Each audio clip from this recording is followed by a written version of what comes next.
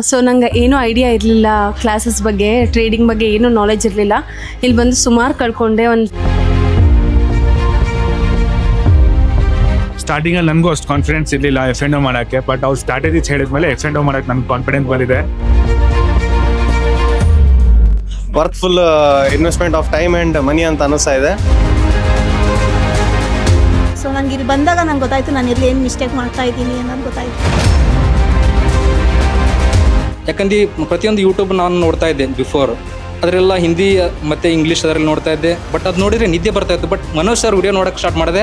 ಅವಾಗಿಂದ ಅವರು ಹೇಳೋವಂಥ ವೇ ಇದೆ ಅಲ್ಲ, ಅದು very thank you Manoj sir. ಆಮೇಲೆ ಡಿಸೈಡ್ ಆದ ಆ್ಯಕ್ಚುಲಿ ಇಲ್ಲ TD ಅಕಾಡೆಮಿಗೆ ಹೋಗಬೇಕು, ಇದ್ರಲ್ಲಿ ದುಡ್ಡಿದೆ. ಸೊ ಚಿಂಟು ಬಾಯ್ಸ್ ಹೇಳ್ತಿರೋದು ನಿಜ, ಬಟ್ ಅವನು ಪ್ರಾಪರ್ ವೇಲ್ ಮಾಡ್ತಾನೋ ಇಲ್ವೋ ಗೊತ್ತಿಲ್ಲ, ಪ್ರಾಪರ್ ವೇಲ್ ಮಾಡಲ್ಲ ಅಂತೇಳಿ. ಒಳ್ಳೆ ಸಂಸ್ಥೆಗೆ ಬಂದಿದ್ದೀರಾ, ಒಳ್ಳೆ ಪ್ಲ್ಯಾಟ್ಫಾರ್ಮ್ ಇದೆ. ನಿಮ್ಗೆ ಅರ್ಥ ಆಗ್ತಾ ಇಲ್ಲ ಅಂದರೆ ರಿವಿಷನ್ ಕ್ಲಾಸ್ ಫ್ರೀ ಕೊಡ್ತಾ ಇದ್ದೀವಿ. ಮತ್ತೆ ಬನ್ನಿ, ಮತ್ತೆ ಡೌಟ್ಸ್ ಕೇಳಿ, ಒಂದು ಸ್ಕ್ರ್ಯಾಚ್ ಲೆವೆಲಿಂದ ಮತ್ತೆ A to Z ಕಲೀರಿ. ಚೆನ್ನಾಗಿ ಪ್ರಾಕ್ಟೀಸ್ ಮಾಡಿ, ಲಾಸ್ಟಿಗೆ ನಿಮ್ಗೆ ಬರೋದೇ ಪ್ರಾಫಿಟ್ಟು.